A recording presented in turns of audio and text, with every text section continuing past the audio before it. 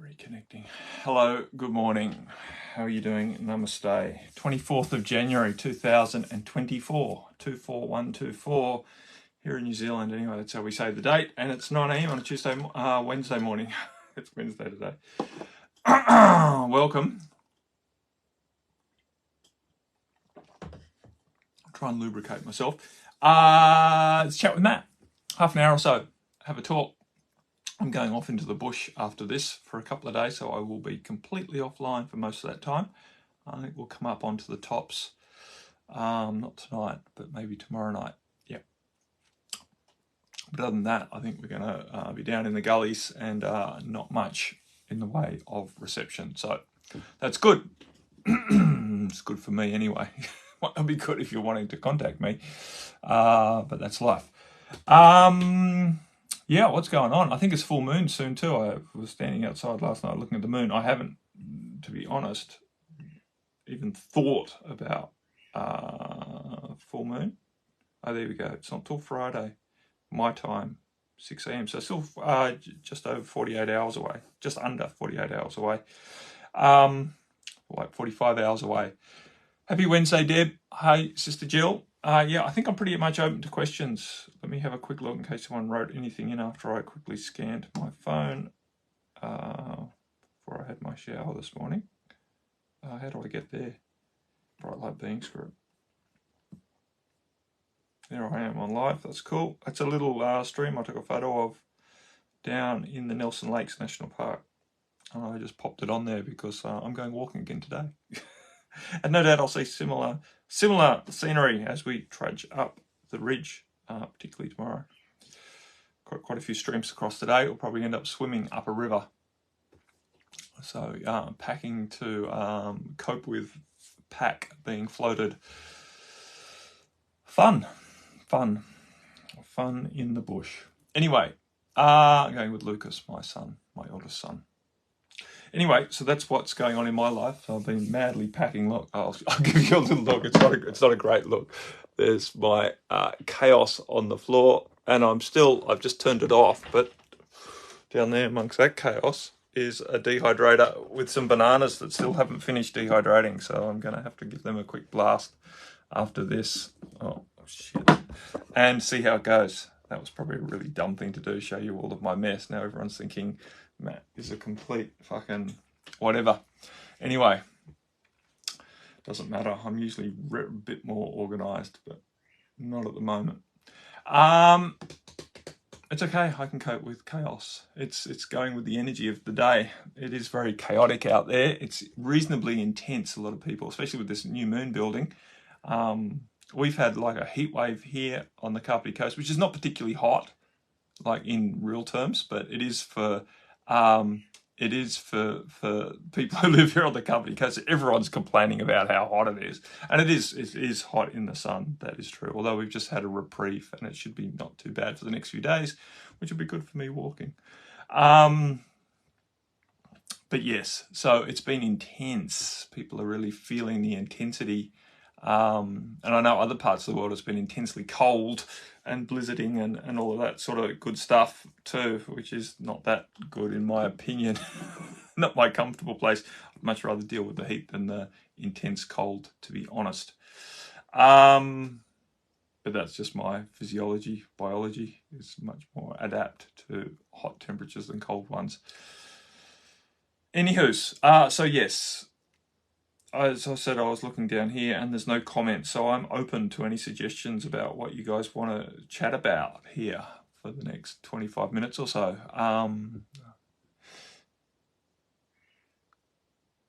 Jill said, is it just a January winter thing that so many friends I chat with are so miserable at the moment? Potentially. And 3 of them said, I'm so tired, but what do I expect at my age? I wouldn't mind, but they are all younger than me. Yeah, show them up, Jill. I know that's a terrible trap, that blaming your age. Right? This is the program that's running, blaming your age for feeling tired. Everyone's feeling tired at the moment. I'm feeling tired at the moment. And it's summer here, and it's beautiful blue skies.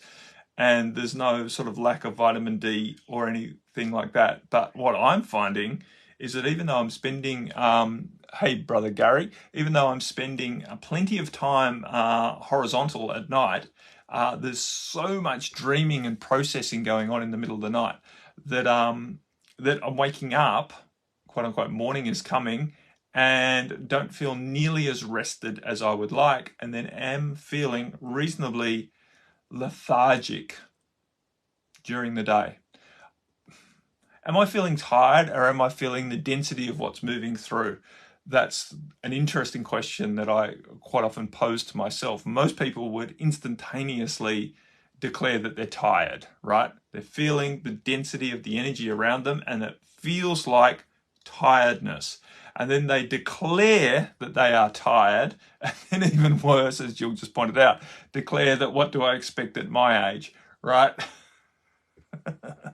I'm getting old, that whole saying, which then, of course, sends signals to your body that is not conducive to you feeling energized, right? Because you're creating a narrative, you're creating a story. And believe it or not, our beliefs and our stories are very much influencing the reality that we're living. So it's much more beneficial, in my opinion, to get out of this desire to declare conclusionally what your state of being is, right? Even when you're feeling tired, lethargy, don't declare that you are tired. When you are feeling anger, don't declare that you are angry, right? It's not helpful, because as soon as you declare that, you basically entrench it, you lock it into the cells of your being. It's much, much, much more helpful. And I don't want everyone to get stressed about using their words, because that's a whole trap unto itself, right? So many people are scared to say anything because they don't want to say the wrong thing. And trust me, there's plenty of leniency on what you say. You can't ruin your life by slipping up and saying the wrong thing. It's what are you doing habitually? What habits are you in, right? It's not the occasional slip up in declaring that you're tired, or declaring that you're angry, or, complaining about something. I talked to someone the other day on a session, and they were so worried about complaining because they'd been led to believe that complaining is bad for them, and it isn't good. But there's also the opportunity to express what's concerning you, and that can look like complaints. So what are you doing habitually? That's the point. Are you in the mode of habitually moaning about something, in which case you are entrenching it in your life? Or are you, talking about something with someone who you trust, and it still looks like complaint, but what you're really doing is expressing how you have been feeling? And especially if you can frame it in that reference, I have been feeling this and this and this and this, still sounds like complaining, but it's actually a much more empowered expression. Jill said, I think I've been feeling the density, but the friends I mentioned wouldn't have a clue what that means. Yeah, I know. This is the issue with the majority of the population. They've been programmed, they've been educated into a disempowered way of living, right? And this has been, in my opinion, conspiracy to keep everyone down and controlled, right? That people haven't been educated into how to express themselves beneficially, right? They've been entrained, and the media keeps entraining, and movies keep entraining this way of expressing self that owns all of our feelings in a disempowered way, as opposed to an empowered owning of our feelings. Anyway, Jill said, I know it's a positive thing long term. Yeah, feeling the density is a positive thing long term. Gary said, as a point of difference, for weeks I've been sleeping only 4 hours per night. Seems like all I need. I'm going through an extraordinary rapid ascension process right now. Yeah, exactly, Gary. There's seasons for everything. And I think the most important thing is that we don't make whatever our dominant experience is, quote unquote, wrong. And we don't get, or overly right either. Because trusting that everything is going to keep fluxing, everything is going to keep changing. What you're currently experiencing now, you cannot expect to keep experiencing into the future, whether it's good or bad, quote unquote, in your experience.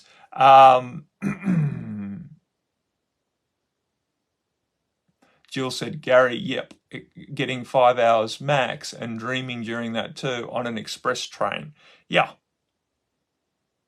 Whereas I am spending about 8 hours at least horizontal. Mind you, I'm awake for a few hours of that generally most nights, but not up awake, as in just conscious awake and choosing to stay still. Yes, Deb said beneficially, quote unquote. This is a word that you use that I now use frequently in my language. I got it from you. Thank you. Yeah, it is. It is a great term to bring into your vernacular, Deb, because we've been so trained into good or bad that which is very judgmental, because once you declare something good, then it's desirable. Once you declare something bad, then it's undesirable and even stressful, right? If something's bad is happening, then that creates stress in your body, of course. But whether something is beneficial or not is far more neutral from that sort of nervous system response trigger, and yet expresses things far more accurately, right? Whether you perceive something as beneficial for you rather than declaring it either good or bad. Because things that you might have declared in the past bad, you can see are beneficial, and things that you might have declared good for you in the past, you can also see that are not as beneficial, right? Because it puts you into a state of being that it may be blasé or trapped or not on board, or maybe even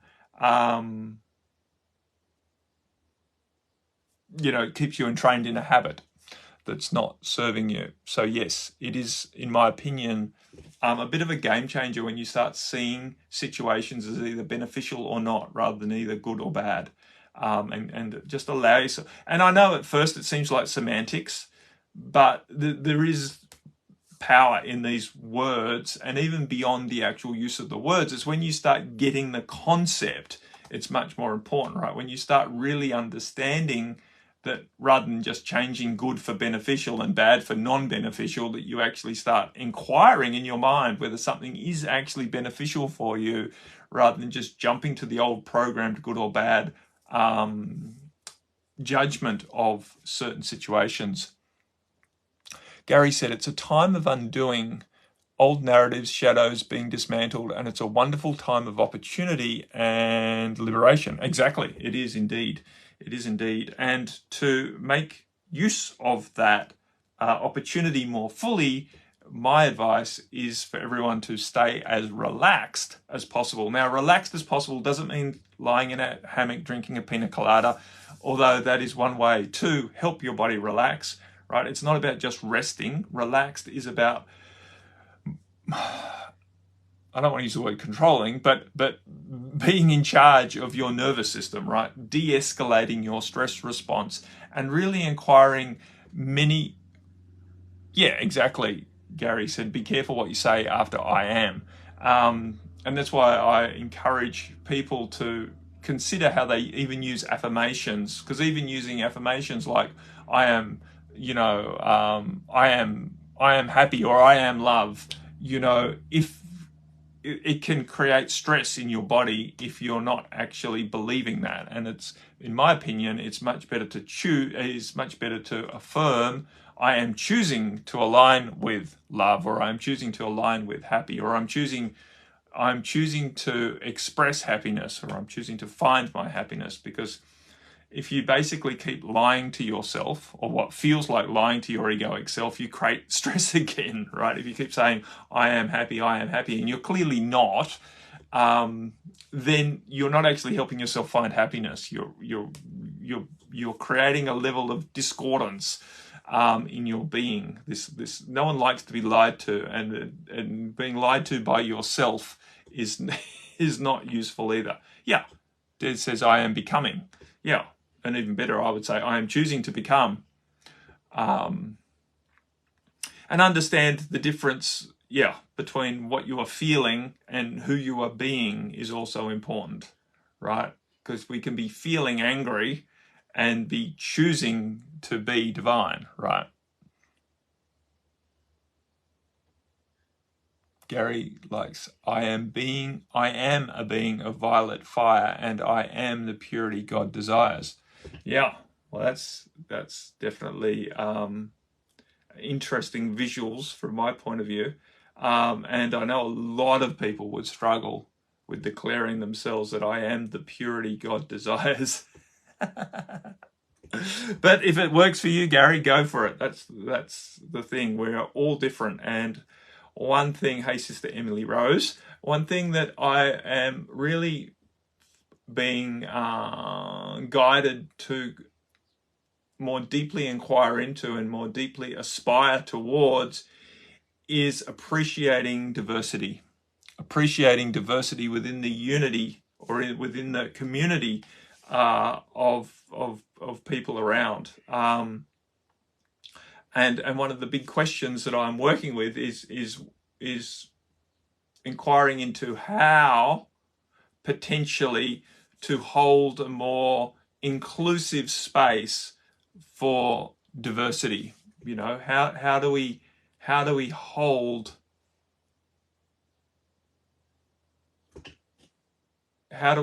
space for recognizing and really appreciating the benefit of diversity within our communities. For so long, communities have felt strong when there's a more unified direction, right? When people are similar, then the community easily forms a bond, right? Because people recognize themselves easily in the others, right? And people tend to start parroting similar phrases. We see this in religious organizations. We see this in sporting groups, various communities that are brought together through similarity. And then people can talk on subjects that they are similarly interested in, etc., right? And there's a bond found there in the similarities. People love similarities.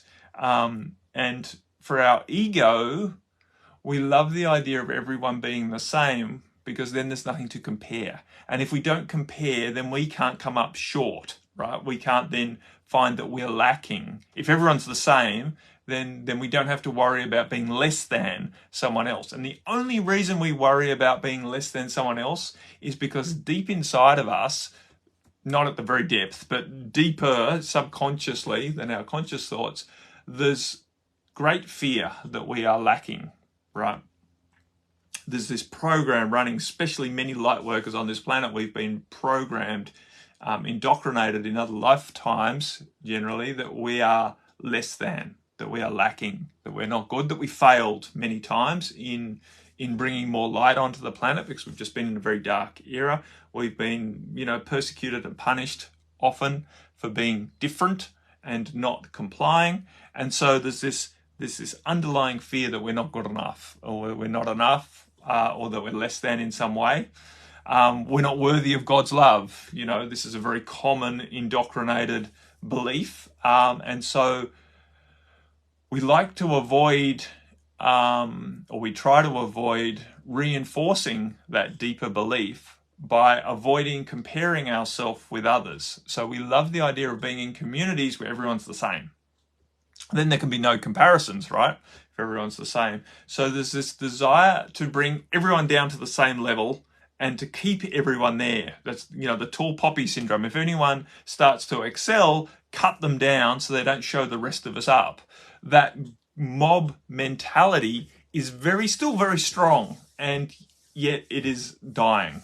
And potentially in its death, it is being maybe exacerbated or highlighted. So, of course, Gary just wrote, self-discipline of a daily spiritual practice of some sort is essential things to do. Yeah, for absolutely most people, it is definitely very important to use practices that help keep our vibration relatively high and our nervous system relatively relaxed, right? That's what's important about spiritual practices. Relaxing your nervous system and aligning your vibration with the outcome you're desiring. doing it somewhat religiously on a schedule is useful for most people.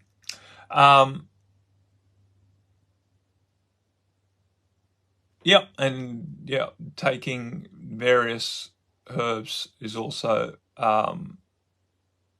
very useful.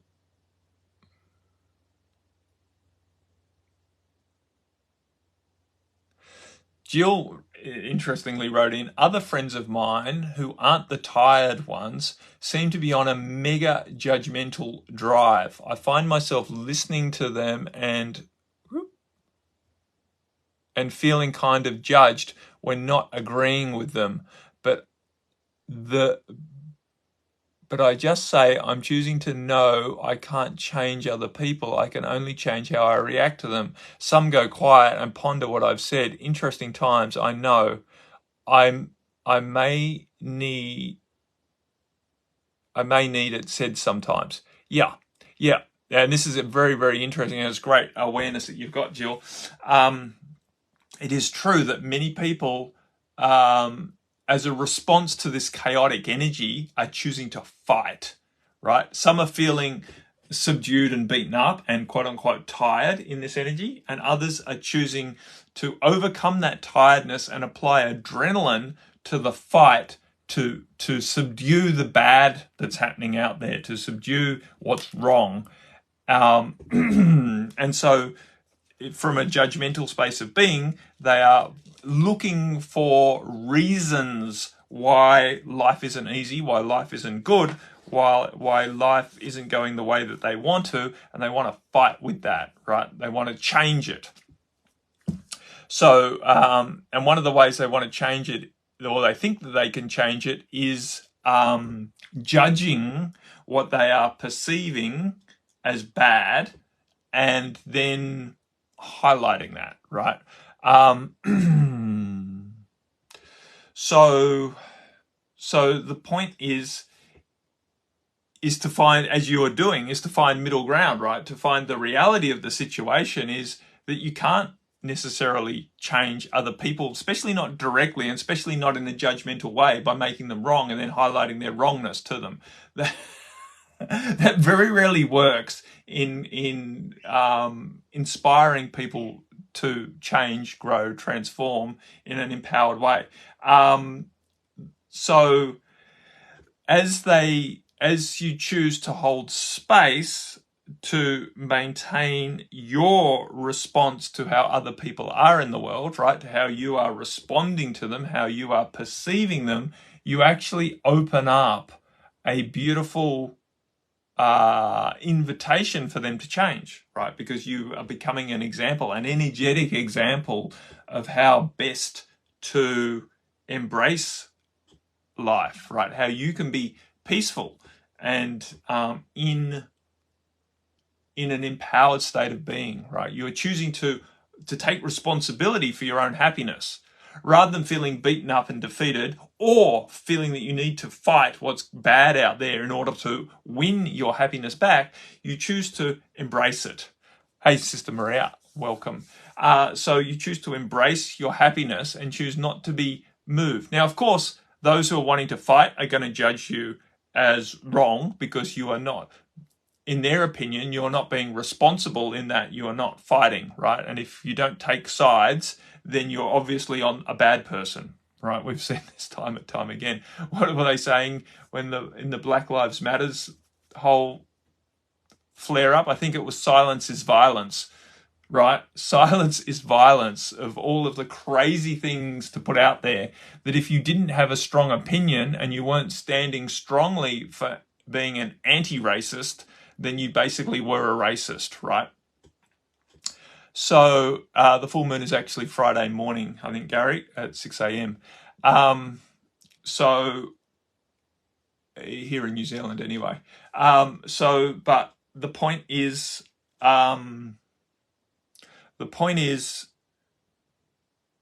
to recognize that your energetic signature has more influence than angry words or desperate words or sad, depressed words, right? Crying out for needing sympathy from others, etc., etc., right? So it's recognizing that unfortunately there's this divide that's playing out in society, and it's not really unfortunate, but it's uncomfortable for those of us who are choosing to expand beyond it.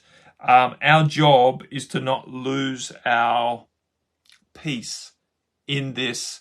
Is not to lose our peace in this unfolding that's occurring at the moment, right? So people are being either feeling really beaten up or feeling the need to really fight. This is the division. And of course, the population is against each other, not realizing that there's others pulling the strings to create this situation where the population is blaming other sections of the population for their discomfort rather than really seeing it's the puppet masters who have orchestrated this scenario. And more than even the puppet masters as the blame point, it's the energy that we've been existing in has been conducive to these puppet masters taking control of society, and that is coming to an end. And as it comes to an end, it is becoming more intense. So it's not to get overly concerned that some people are very, very judgmental, and some people are very, very depressed or tired or beaten up or complacent, right? They're very complacent. It's easy to be judged as being complacent when you're choosing not to fight, but the truth is we're not complacent. We are really taking charge of our own energy and radiating our energy in a very proactive way, right? Which is not necessarily needing to be outward and recognized for what we are doing. So, yeah, as Gary said, bless everyone you meet silently in your heart. And that's basically it. And it's about being of a heart that doesn't even need to think about blessing other people. You are a blessing as you just go about being your authentic self, right? We don't need to try too hard to be a blessing, right? We don't need to be overly conscious about doing the right thing, because we are in our authentic self a divine being walking the planet. And when you're aware of that just subtly, right, this is not about, as I said, it's not about trying hard, right? Because as long as you're trying hard, you're almost in denial that it's the truth, right? Because you're trying hard to prove it to yourself most of the time because you don't fully believe it yet. Once you start to fully believe it, you don't have to try hard anymore. You just walk in the world naturally, and the love radiates out, and you find deep level natural acceptance for all others in all of their different expressions without having to change them and without necessarily needing to preach to them. Your energy is the inspiration that leads them on their path. And of course, opportunities will arise where people will ask you about things. Of course, people who are ready will come to you looking for advice or solace or whatever, right? It's not about standing on the soapbox and preaching, because as soon as you do that, people will pull away. Most people will pull away. Most people will label you because they perceive that you're trying too hard. And it's very true. No one likes to try hard. People get very suspicious, like you're pushing an agenda, and they wonder why. And that's unfortunate in many ways, because a lot of the people who do desire to teach have, a strong love in their heart to help people. But unfortunately, we can't help people who aren't willing to help themselves. That's just the truth. The best way we can help them in that case, we still can help them, but we can't help them in the external way of telling them what they could do differently. What we can do is be an example to them, to be an expression of what we desire everyone to move towards, right? Which is that loving space of acceptance. That loving space of acceptance, which is basically the foundation of love, right? Acceptance, appreciation, love. So, and compassion, of course. Acceptance and compassion is basically the foundations of what love really is. When we start talking about, loving others in that way. I have no idea how long I've been blabbing for, but I'm just about done my half hour. I probably missed a few comments in here.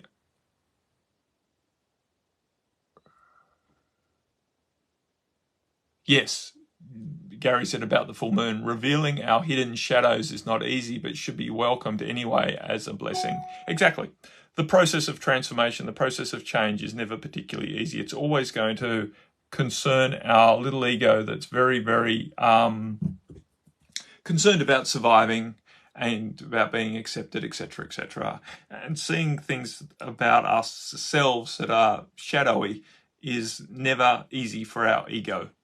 And yet, it is definitely a part of the process. And until we can accept the shadow that we're carrying, we are never going to relax and expand out of it, out of being overly influenced by it, right? If what we deny, what we try to keep hidden away, will always have more influence over what we are willing to accept and embrace and allow to keep unfolding and evolving, right?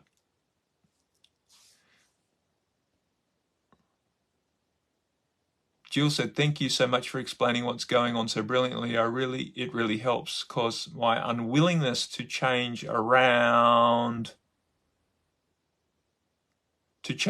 shouting the odds has been challenged by some as giving up against the narrative program. Yeah, I know. Those who want to keep fighting, the activist mentality is a very, very strong mentality. I've said this a lot. I notice it a lot about environmental activists. And I'm an environmentalist, right? But I refuse to be part of this sort of activism campaign, because what I recognize is that people who make their purpose fighting against something, whether it's environmental destruction, whether it's political whatever, whether it's economic unfairness, whatever they're fighting against, if it's really a strong purpose for them to fight against something, that purpose will always be available to them. So as long as they really want to fight against what they perceive as bad, the badness will always exist for them to fight against, because they've made it their purpose to fight against this thing. And purpose is really important for us on a soul level. So the activist mentality actually maintains the energy that they're fighting against. So the point is when you can step back from fighting against something and be the change you want to see, Mahatma Gandhiji's famous words, when you actually choose to advocate for the outcome you desire rather than fight against the situation you don't like, you are a much better conduit, a much better channel for change to actually occur in a positive way.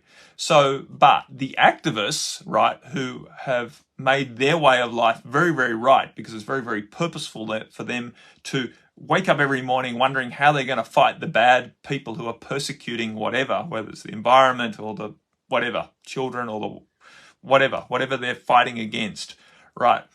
They're going to make you wrong for not being the same as them, because then that challenges them, right? It challenges their way of being, and they don't want to be challenged. They want everyone to be the same. Well, not everyone to be the same, otherwise they'd have no one to fight against. But they're going to make you wrong, right? Because for the activists, you're either right or wrong. That's the point. It's a very binary mentality. You're either for us or against us. It's that same sort of that Black Lives Matter thing again, where silence is violence, right? The slogan. If you're not with us, then you're against us. That's a crazy way of thinking, but yet people are very quick to adopt it. People are very quick to think that it's not crazy, that either you're with us or you're against us. How can you expect the whole population, the whole 8 point whatever billion of us, to either be yes or no on a certain certain topic. It's like, it's ludicrous to think that we are that simple humans, right? Of course, there's all sorts of nuances in between grey areas, and it's not either yes or no on any particular subject. And yet the activist wants to make it that simple, because that makes it very clear to them that they are right and the others are wrong. And that's all they care about. They're not worried about being happy. They're worried about being right. And then they want to fight against that, which is wrong. So, anyway, so that's, giving up against the narrative programming. It's not the case at all. You are actually doing far more to expand out of the narrative programming than they are in fighting against it. Because when you fight against the narrative programming, you're actually reinforcing the program. Anyway. Anyway, Jill said, I write some things about once a week where I spot underlying trends of what's happening and just leave it with folks as my personal views only. Awesome. That's an awesome thing to do. Because if you can, in a calm way, not in an agitated way, point out what you are choosing for yourself, you actually will turn a little switch in people's minds where, at least for a moment, they have some doubts about their way of operating. And they'll have to think about that. And they, of course, at first, they might just come up and push it away because it's too much for them to contemplate their way of being as not being the right way of being. But over time, through their sleep cycles, through other things falling into place, they might just start to wake up slowly. Gary said, I'm experiencing a remarkable level of connections with people in higher awareness, like-minded souls, healers, light bearers, as if there is a harmonic convergence of higher frequencies. Yeah, that's very natural, Gary. When you're really strongly choosing to hold a vibration, you will basically see a world through that perspective. And so you will attract, or at least you will recognize, people in your field who are resonating at a similar vibration. Gary said, there are many tools, methods, rituals, sounds, prayers, exercises available to us in accordance with our own unique personality. It is wonderful to have such a scope of options to use in our journey towards the light, which is already within us. Exactly. Willingness to change takes courage and commitment, but it works. Yeah, of course. Of course it works. Change is the absolute reality of this creation. That's it. Everything is in a constant state of change. And people who think that change is difficult or unnatural are really going against the reality of the universe.